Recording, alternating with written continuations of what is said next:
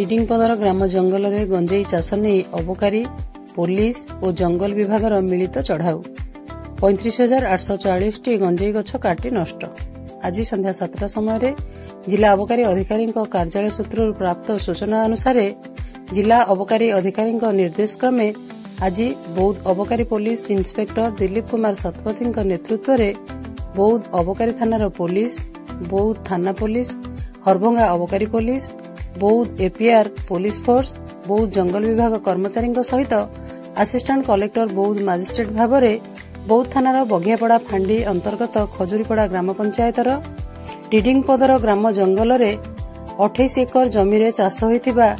गंजेई गछ को आज सकाळ पाखापाखि 9टा समय काटिबा आरंभ करी समुदाय 35,840 टी गंजेई गछ को मूलरू काटिछंती। मजिस्ट्रेट उपस्थित में घटनास्थल में कटा जाइथिबा गंजेई गछ को निआरे पोड़ी नष्ट करा जायछि, जार आनुमानिक मूल्य कोटिए टंकारु अधिक हेबार अनुमान करा जाउछि। एने बौद्ध अबकारी थानार ओआईसी सूचना दैछंती।